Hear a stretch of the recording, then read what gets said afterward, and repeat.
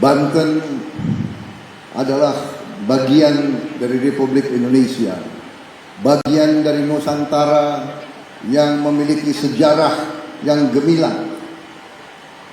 Kesultanan Banten sangat kesohor, sangat dikenal, ratusan tahun disegani. Bahkan Kesultanan Banten pada saat ratusan tahun yang lalu sudah memiliki hubungan diplomatik dengan kerajaan-kerajaan di Eropa. Banten yang begitu kuat, terutama semangat juangnya dan kemampuan perangnya, akhirnya menjadi sasaran negara penjajah. Dan dengan bermacam tipu muslihat, Kesultanan Banten bersama juga dengan kesultanan-kesultanan lain satu persatu dirusak, diadu domba, dihancurkan, dan sempat Nusantara ini dijajah ratusan tahun oleh bangsa asing. Kenapa? Kenapa mereka datang ke kita? Karena kita Nusantara ini ternyata sangat kaya. Kita diberi karunia oleh Yang Maha Kuasa kekayaan yang luar biasa, berlimpah-limpah.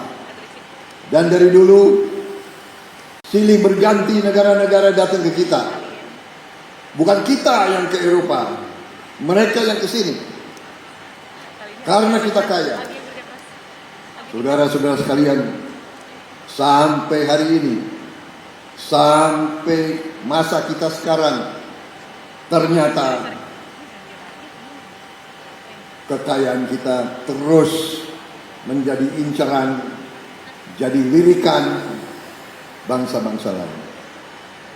Karena itu pemimpin-pemimpin kita terus berjuang. Bagaimana caranya Indonesia ini bisa sungguh-sungguh merdeka? Bagaimana bangsa kita bisa sungguh-sungguh menjadi negara yang terhormat, negara yang bermartabat? Apa arti negara terhormat? Apa arti negara bermartabat? Negara terhormat adalah negara yang merdeka. Apa arti negara merdeka? Negara yang merdeka adalah negara yang rakyatnya tidak miskin.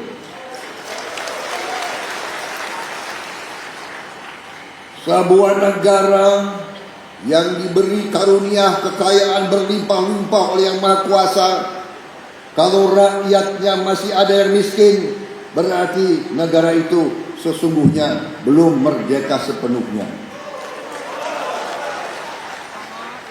Karena itu pemimpin-pemimpin kita dari sejak pendiri-pendiri bangsa kita terus-menerus berjuang keras. Semua pemimpin kita berjuang keras. Bung Karno, Bung Hatta, Pak Harto, Gus Dur, Pak Habibie, habis itu Gus Dur, Ibu Mega, Pak SBY, sekarang Pak Joko Widodo. Semua bekerja keras, semua berjuang untuk Indonesia sesungguhnya merdeka, berdiri di atas kaki kita sendiri. Tetapi tantangan besar masih banyak. Saudara-saudara, pembangunan suatu negara, keberhasilan suatu negara bukan pekerjaan ringan, bukan pekerjaan 1-2 tahun, 1-2 periode, 1-2 dasawarsa. Pembangunan negara yang berhasil membutuhkan waktu yang tidak sedikit. Karena itu sangat penting kita sebagai negara demokrasi, salah satu yang terbesar di dunia ini, hampir 280 juta memilih untuk berdemokrasi. Tiap pemilu, beberapa pemilihan yang kita lakukan. Kepala desa kita dipilih secara langsung oleh rakyat. Ada hampir 80.000 kepala desa. Berapa ribu DPR kabupaten kota. Berapa ribu DPR provinsi. DPR nasional, DPR Republik Indonesia, dan ujungnya juga kita memilih bupati kita, wali kota kita, gubernur kita, dan presiden kita dan wakil presiden kita. Ini suatu usaha yang besar. Ini bukan usaha yang ringan, tapi kita bersyukur sampai hari ini kita telah melaksanakan pemilihan umum dengan aman, damai, dan tidak ada masalah apapun. Saudara-saudara sekalian, para alim ulama, para tokoh Banten, saudara-saudara sekalian, bapak-bapak ibu sekalian, kita ini sekarang dikagumi oleh bangsa-bangsa lain. Kita dihormati oleh bangsa-bangsa lain. Bagaimana negara sebesar ini bisa sekarang utuh, kuat, dan mandiri, dan sekarang bisa damai. Saudara-saudara sekalian, jangan mengira perdamaian itu adalah ibarat duren jatuh dari pohon. Perdamaian itu bukan sesuatu yang mudah. Lihat saja tiap hari di mana-mana perang.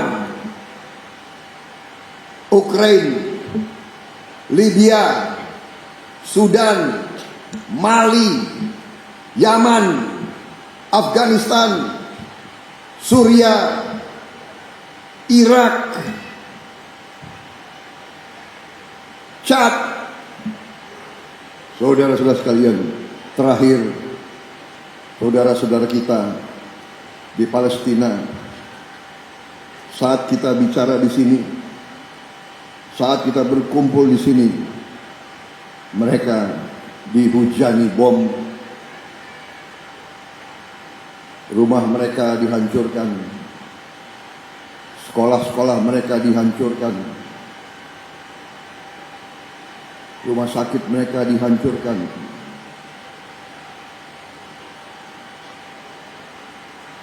Apa pelajaran untuk kita? Pelajaran untuk kita harus bersyukur bahwa kita punya pemimpin-pemimpin yang bisa menjaga bangsa ini, bisa menjaga kita semua untuk tidak terjerumus dalam peperangan. Tetapi sejarah manusia mengajarkan kepada kita, kalau kita lengah, kalau kita tidak bersedia untuk bekerja keras, kalau kita malas, kalau kita tidak mau rukun, kalau kita ribut di antara kita, kalau kita hanya memikirkan diri kita, ambisi kita, kalau kita memikirkan kepentingan golongan kita, hanya memikirkan partai kita saja, ormas kita saja, suku kita saja, biasanya negara tersebut gagal. Itu yang disebut negara gagal. Saudara-saudara sekalian, saya berjuang di politik karena saya paham arti politik. Arti politik, apa itu arti politik? Saudara-saudara sekalian, arti politik, kalau kita buka buku arti politik dari segi ilmu, artinya adalah kehendak untuk memperbaiki kehidupan bangsa dan rakyat. Itu tujuan berpolitik. Itu tujuan berpolitik. Hari ini bapak-bapak, ibu-ibu sekalian berada di ruangan ini berada di sini, bapak-bapak, ibu-ibu berpolitik. Dengan demikian, bapak-bapak, ibu-ibu punya kehendak untuk memperbaiki kehidupan bangsa dan rakyat Indonesia. Bisa, bapak-bapak bisa tinggal di rumah.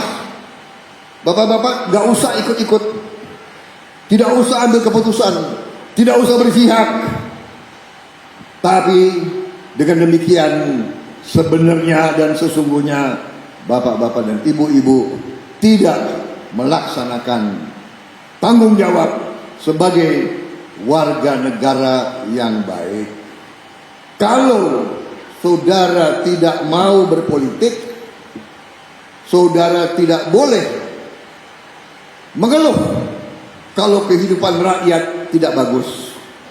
Jangan mengeluh kalau sekolah tidak cukup. Jangan mengeluh kalau harga pangan terlalu tinggi. Jangan mengeluh kalau tidak ada listrik, tidak ada air. Jangan mengeluh kalau tidak ada keadilan. Jangan mengeluh kalau saudara merasa hidup ini tidak baik, karena saudara tidak mau memperbaiki. Karena itu saya berterima kasih dukungan saudara, sikap politik saudara yang menjatuhkan pilihan kepada pasangan Prabowo Gibran. Prabowo Gibran hanya lambang, Prabowo Gibran hanya alat, tapi Prabowo Gibran adalah sesuatu lambang persatuan, lambang koalisi yang besar, lambang suatu kehendak yang besar untuk memperbaiki kehidupan bangsa dan rakyat Indonesia. Presiden Jokowi dalam kepemimpinannya ternyata terbukti sudah berhasil, sudah membuat prestasi-prestasi yang luar biasa. Kita sebagai bangsa, kita sebagai warga negara, kita sebagai insan hamba Tuhan, kita sebagai manusia patut untuk bersyukur dengan pemimpin-pemimpin yang baik. Tapi kita mengerti bahwa masih banyak kekurangan. Kita masih mengerti bahwa banyak yang harus disempurnakan. Tetapi kalau kita lihat ke negara-negara lain, tadi saya sekilas menyebut negara-negara yang sedang dilanda kerusakan, kerusuhan, perang saudara, Myanmar, kita lihat Bangladesh, kita lihat Pakistan. Banyak negara sudah dalam ambang kehancuran, tidak bisa bayar gaji pegawai. Kita bisa bayangkan enggak?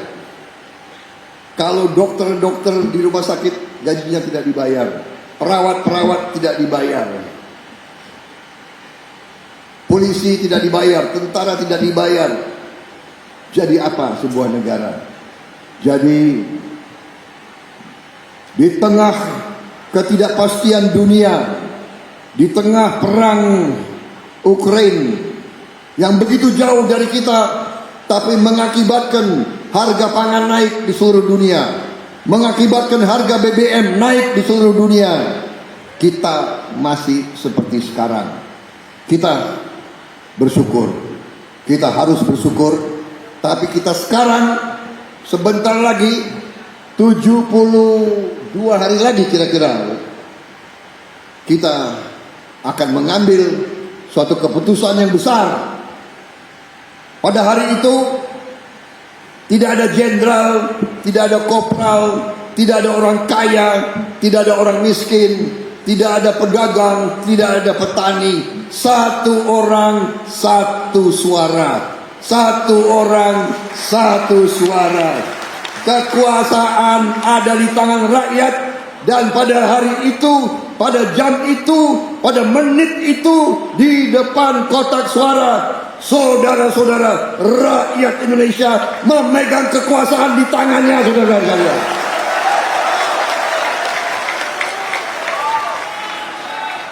Tapi ingat, pada saat itu hanya datang 5 tahun sekali. Karena itu, janganlah sampai kekuasaan itu sia-sia. Jangan sampai hak itu sia-sia. Saudara-saudara sekalian, tokoh-tokoh Banten yang saya hormati dan saya muliakan, terima kasih dukunganmu. Tapi terus terang, saya butuh lebih dari hanya dukungan. Saya butuh saudara-saudara bekerja keras untuk masa depan bangsa Indonesia.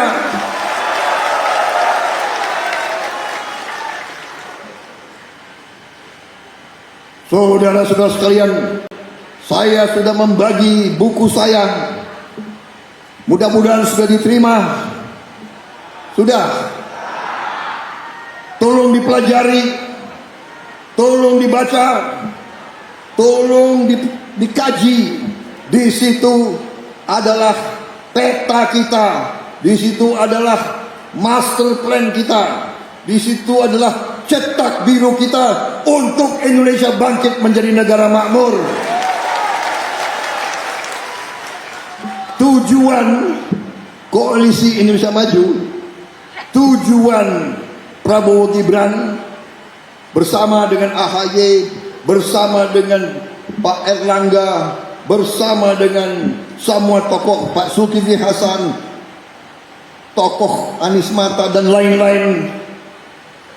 Tujuan kita adalah membawa Indonesia menjadi negara makmur, saudara sekalian. Kita tidak mau menjadi negara biasa. Kita tidak mau jadi negara-negaraan. Kita mau Indonesia menjadi negara makmur. Dan Indonesia sangat-sangat bisa menjadi negara makmur.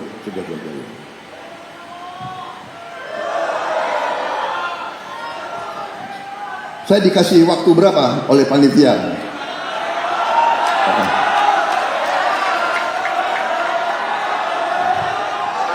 Enggak, saya ini khawatir saudara-saudara sudah capek. Tapi memang rakyat Banten itu ada kelebihan-kelebihan tertentu. Saya waktu di tentara, waktu di pasukan khusus, waktu di pasukan tempur, itu anak buah saya yang dari Banten ini luar biasa itu.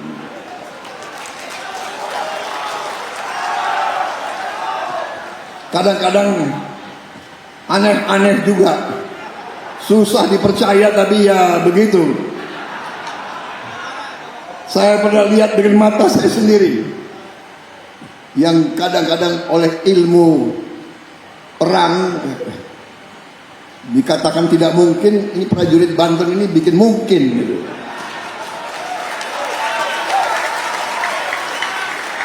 Saya nggak tahu nih ilmu apa itu, apalagi dari Lebak. Hah?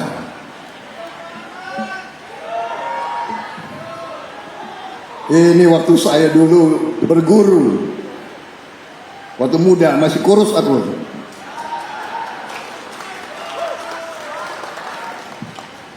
Ini staf saya ini suka keluarin nakal-nakal dia. Keluarin foto. Ini nggak usah dikeluarin nih, rahasia ini. Cukup. Udah cukup. Saudara-saudara sekalian, kan sudah saya bagi buku, tinggal buku dibaca. Saudara-saudara, saya ingin lanjut, tapi saya harus ada acara lagi. Tapi saya hanya kasih beberapa contoh saja ya, untuk saudara yakin ya. Bagaimana kita akan jadi negara makmur? Apa hanya sekedar seorang Prabowo berdiri di podium, ngecak, ngomong saja, asal jeplak, asal janji? Biasa politisi itu kalau mau menghadapi pemilu ya, biasanya 1000 janji. Benar kan? Ada lagunya kan? tinggi gunung, 1000 janji, kan begitu ya? Ku pergi takkan lama, 1000 tahun saja. Gimana? 1000 tahun dibilang gak lama. Ini kadang-kadang penyakit politisi ini. Janji ini, janji itu. Saudara-saudara, kita tidak janji, kita mengkaji, kita pelajari. Saya kasih contoh. Saudara-saudara, kita akan menjadi kaya karena hilirisasi. Apa itu hilirisasi? Hilirisasi adalah Indonesia sekarang tidak mau lagi jual barang-barang kita, jual sumber alam kita yang adalah pemberian yang maha kuasa. Kita tidak mau menjual. Jangan tepuk tangan dulu. Ini rakyat Banten belum apa-apa tepuk tangan. Tunggu dulu. Jadi kita tidak mau lagi menjual barang-barang itu murah. Tidak boleh dijual gelondongan mentah. Harus diolah di Indonesia.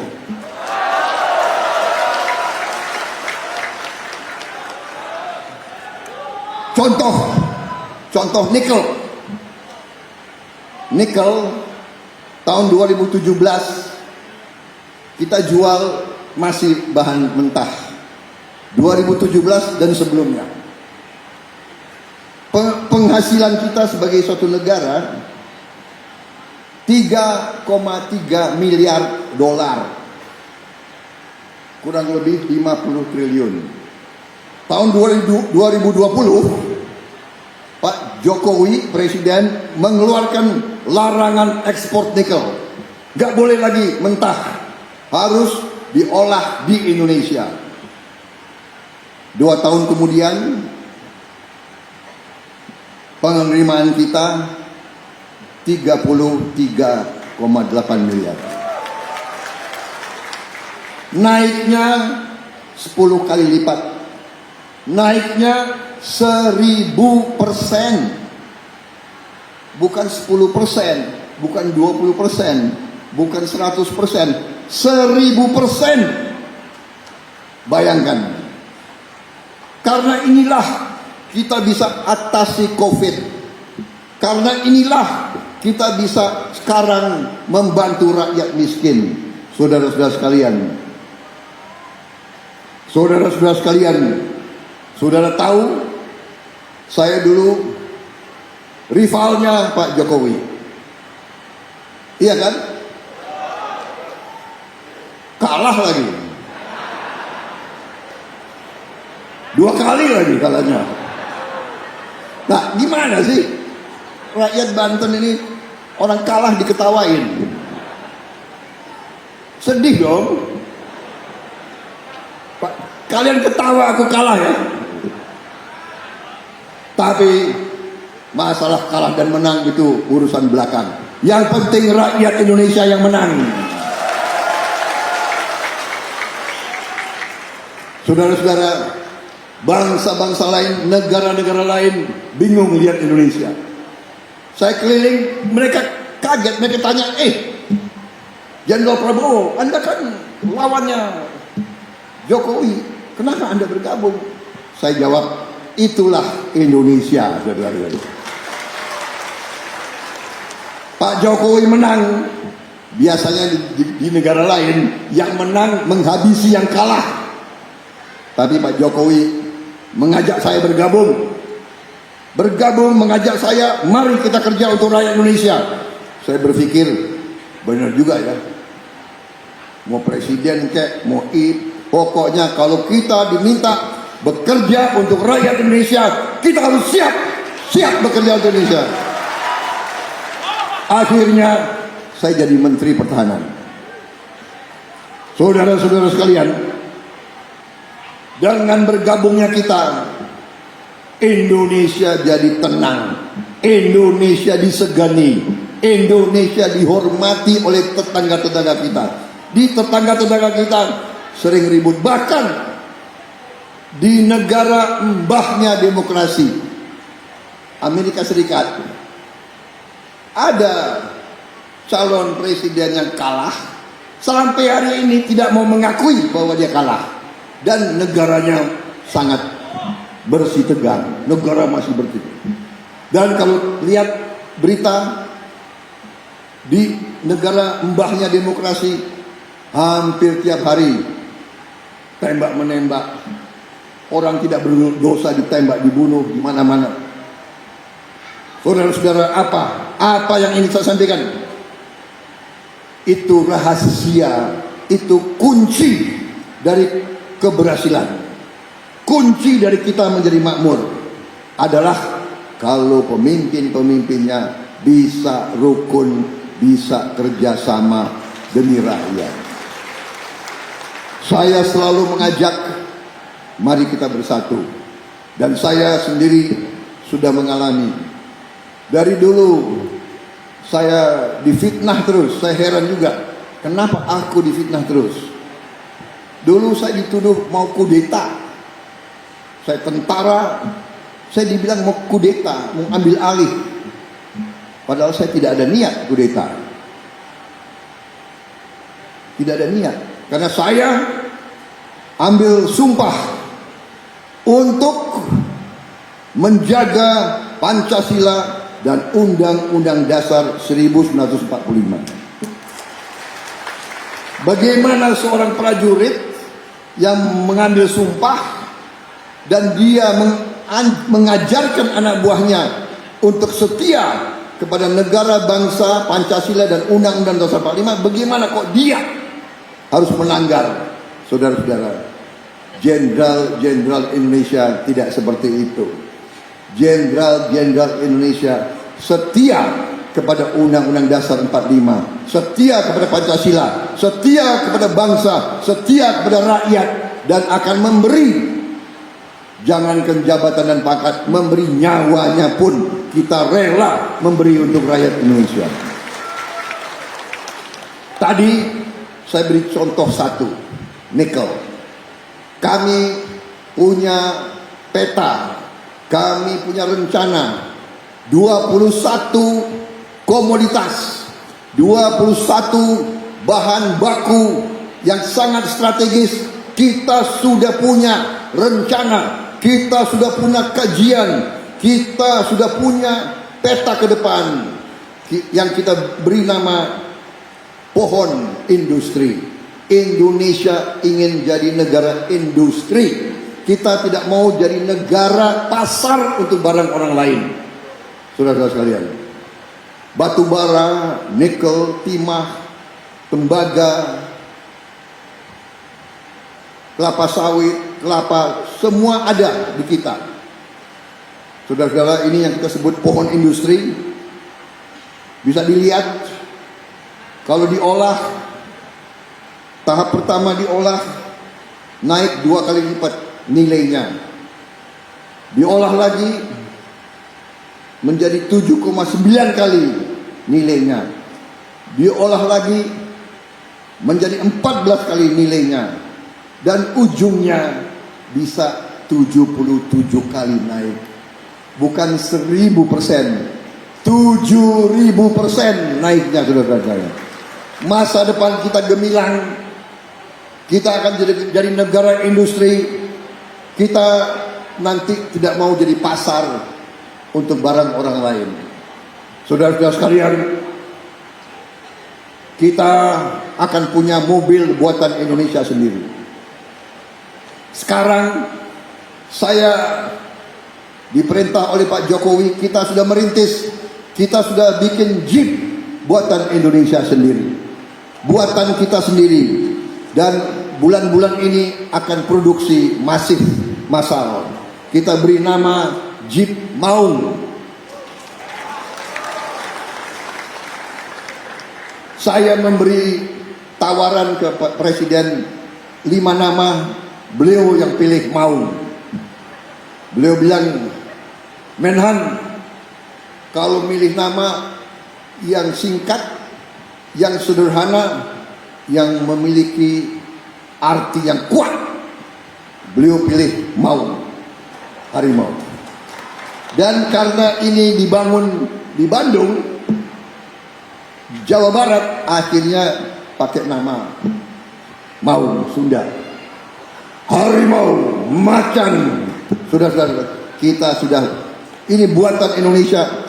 Tahun depan, sekarang kandungannya baru 73%. Tapi kalau 70% ke atas sudah bisa kita mengatakan ini buatan Indonesia. Tapi 2 tahun, 3 tahun lagi ini akan menjadi 90% buatan barang-barangnya, seluruh komponen di Indonesia, saudara-saudara.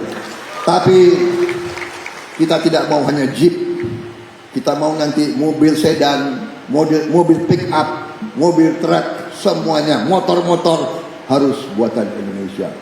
Saudara-saudara sekalian, TV, pesawat terbang, kereta api, kapal, saudara-saudara sekalian, lapangan kerja harus kita ciptakan besar-besaran, sekolah harus kita adakan besar-besaran, dan anak-anak kita harus kuat dan harus pintar.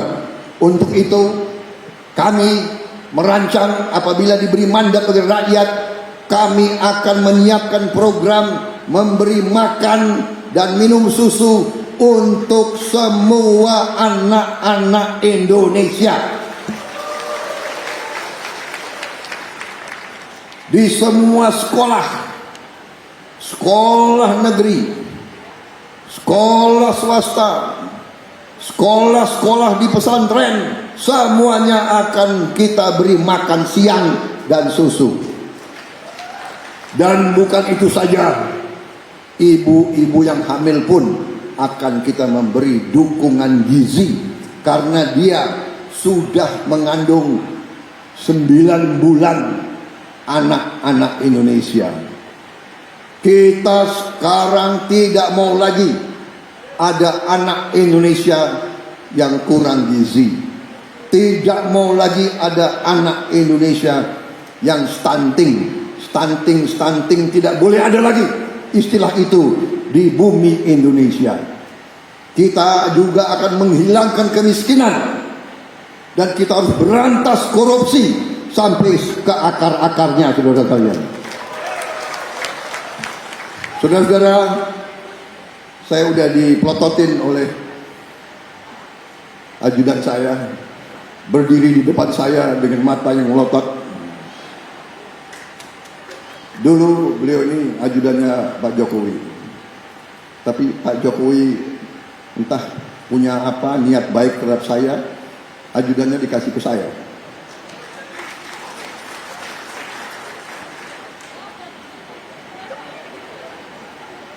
Saya tidak berani mengklaim dan nggak bolehlah mengatakan bahwa Pak Jokowi dukung saya.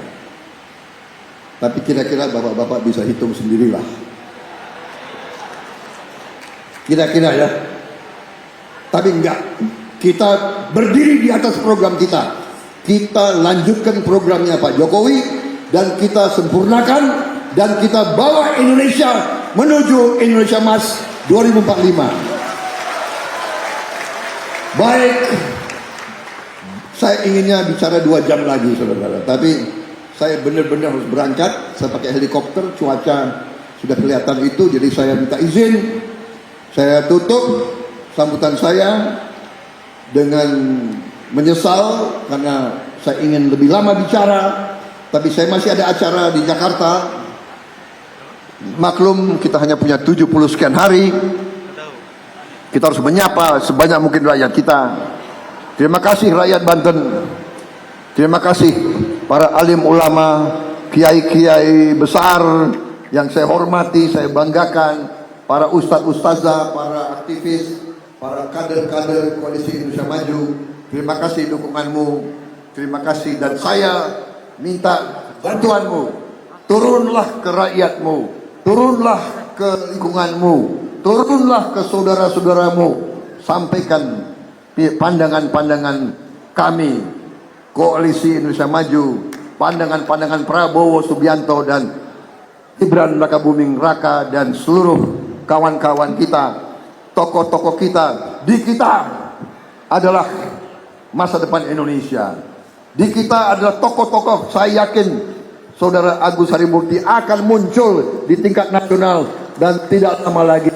Ini ramalan seorang senior. Saudara sekalian, terima kasih. Selamat berjuang. Ingat, untuk anak-anakmu, cucu-cucumu, untuk Indonesia makmur, Indonesia kuat, Indonesia adil, Indonesia bermartabat, Indonesia yang punya harga diri, Indonesia yang dihormati bangsa-bangsa lain, Indonesia yang hebat. Wassalamualaikum warahmatullahi wabarakatuh.